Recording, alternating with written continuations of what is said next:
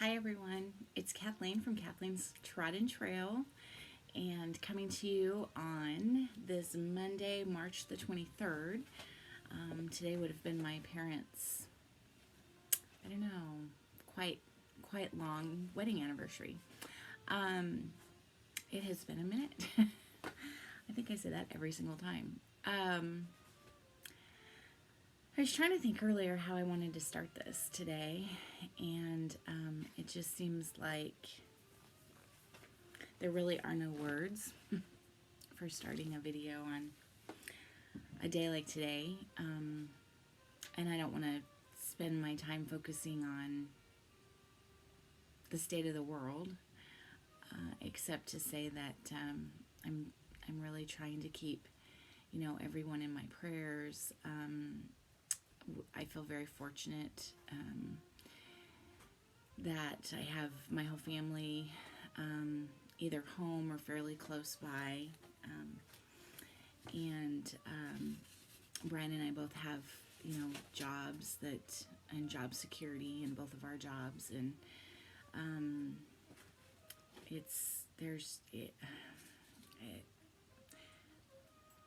I don't really know what to say about the whole thing.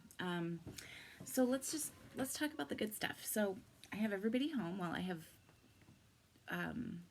the two college-age kids home from school. Ryan came home a week ago yesterday.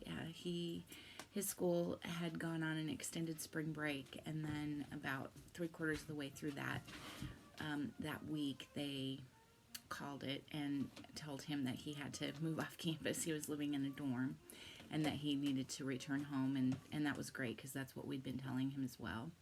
So he came home. He is keeping really, really busy. Classes started back today online, but since he's a music education major in his junior year, his classes are mostly music classes, mostly lessons, and so he's gonna have he has some meetings today set up, some virtual meetings or video meetings set up to figure out how they're gonna make that work. And if you hear a trumpet playing, that's Ryan practicing right now. He practices several times a day. He's also giving piano lessons to 2 elementary age children in Wuhan, China. He's been doing that since the end of January. Virtual lessons. I don't know if they Skype or FaceTime or use some other means to telecommute, as it were. But those 2 children have been quarantined since the beginning of January, and an adjunct professor at his school had been in China giving them lessons, and when she was called back to the United States, she doled out about 20 kids to her music ed majors so that they could kind of start getting some experience giving lessons. Ryan's been giving lessons since he was in high school, but it's a wonderful experience. So that's a really cool thing. And then on Sundays, he works from about 9:30 until about 2 o'clock in the afternoon, teaching group lessons to about 20 different elementary and junior high students who are in Virginia. And so again, doing that via telecommuting, and that's going very well. And so he's keeping really, really busy. We had to pull Maddie back from Australia. She came back last Wednesday night. She arrived. It was very touch and go for a while for a variety of reasons, but and by touch and go I mean, at first it looked like she could stay, and we really wanted her to come home, but the schools weren't really supporting that, and then the schools decided she needed to come home. Then they changed their minds, and it. And there's no fault here.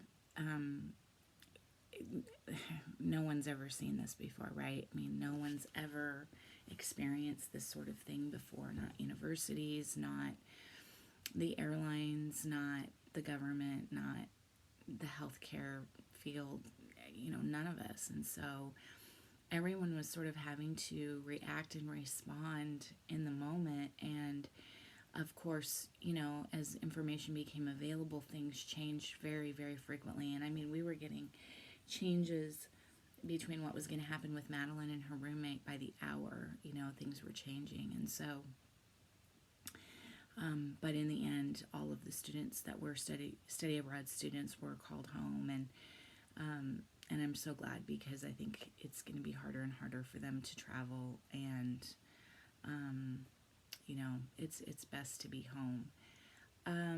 She's pretty devastated. She absolutely loved Australia. She had been there since January 27th. She got some really awesome things accomplished and done and crossed off her bucket list while she was there. She got to skydive and snorkel in the Great Barrier Reef, scuba dive in the Great Barrier Reef.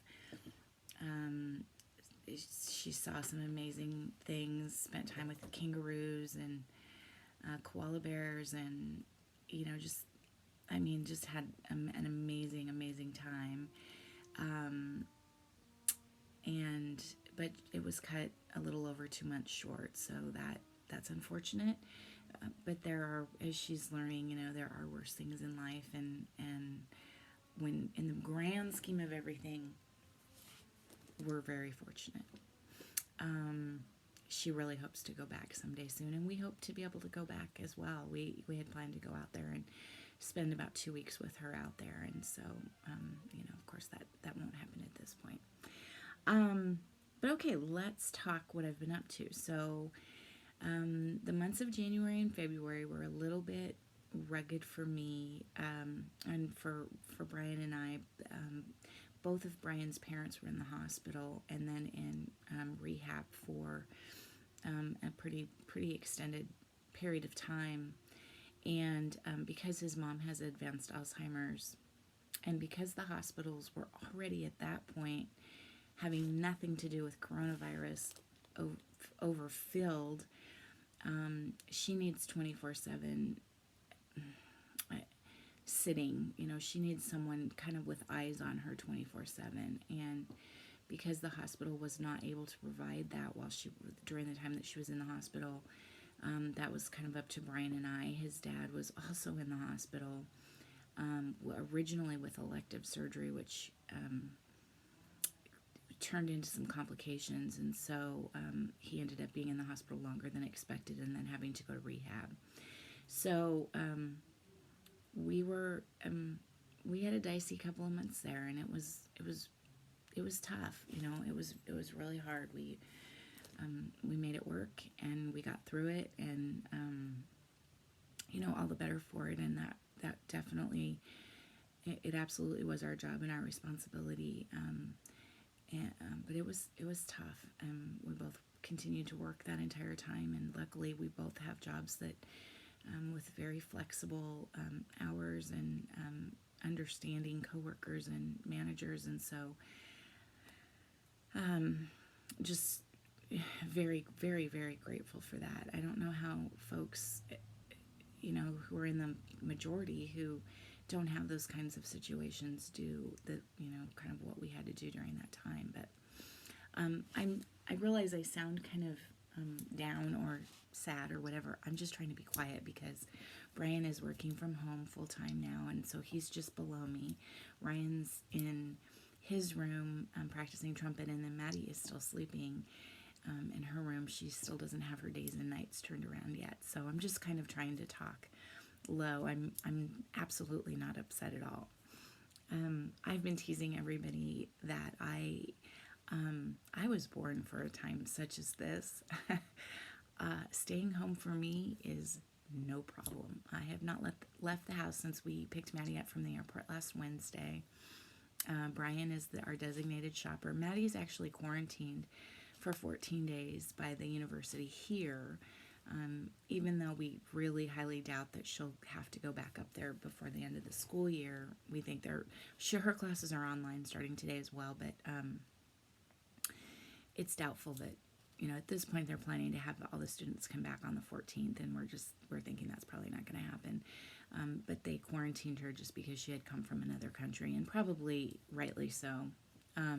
So she's quarantined, and I sort of feel like the rest of us need to be as quarantined as possible because we've been exposed to her, and of course we, hugged her and loved on her when she got off the plane. So, there's, yeah. So Brian's doing the shopping just as needed. We wait until we absolutely need something, and then he goes. I grew up with Depression era parents, and so my cabinets are always stocked. I always have a backup of, all of the major stuff that I use, and so about the only thing that we really did need to go buy when we found out both kids were going to be home was toilet paper. So no big deal there. So anyway, I did not get a lot of stitching done in January and February, almost none. And really, I would stitch for 5 or 10 minutes when I got a chance, just to sort of calm my mind and settle down. And by then, I was usually too tired to really sit and get any amount of stitching really done. But Mom and Dad are back. Dad's back living in his independent living center, and Mom's back in her Alzheimer's unit, which is part of the same complex, but kind of across the street from each other. So, and about 5 minutes from us. They're both locked down. That's, I think, what all of the senior centers around the country have done, but so we can't see them, we can't visit, they can't leave. But we can take them groceries, which is what we do. Mom doesn't need groceries, but Dad does. He's in independent living. So we take his groceries, drop them off at the front desk, and then they deliver them to his apartment because he is pretty well confined to his apartment, which, he's doing fine. We talk to him every day, and he's doing fine. So,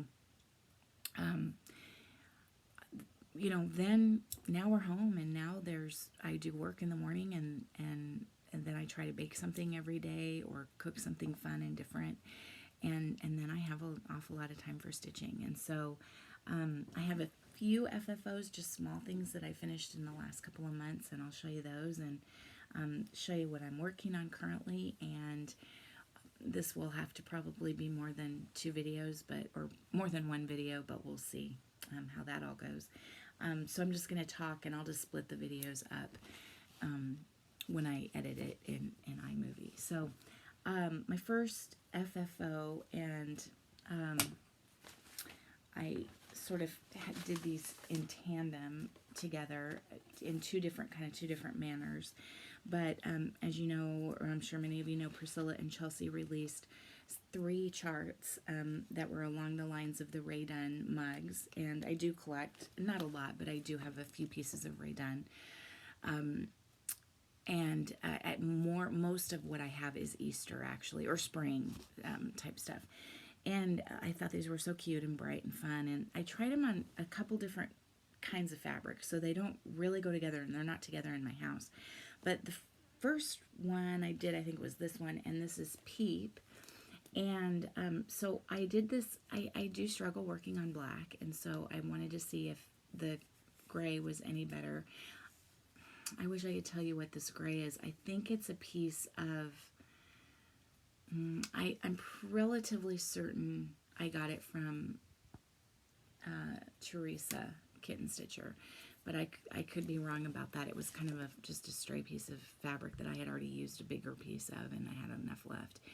None of the called for. I just used kind of what I had on hand, and but finished it, on sticky board, and then another piece, and then I used Lady Dot Creates sort of faux velvet, or the crushed velvet here. And this is not rickrack. It is a piece of, I'll show you, it's a piece of wool felt that I just cut with pinking shears. And then I have several of these, I think they're old bed springs that I got at an antique store maybe last year. And it just occurred to me that I could put it on a stick and stick it in there, and then it sits. I have a little Easter vignette in front of my kitchen sink where, I have like a couple of these mugs and some little chicks and some eggs, and it's just perfect there. So love that. Love how it turned out. Very, very happy with that. Super easy stitch, maybe 2 days of not full-time stitching it. And then I actually had gotten a piece of, while I was stitching that, I had placed an order with Fat Quarter Shop and wanted to see what their 28 count charcoal or black linen was like.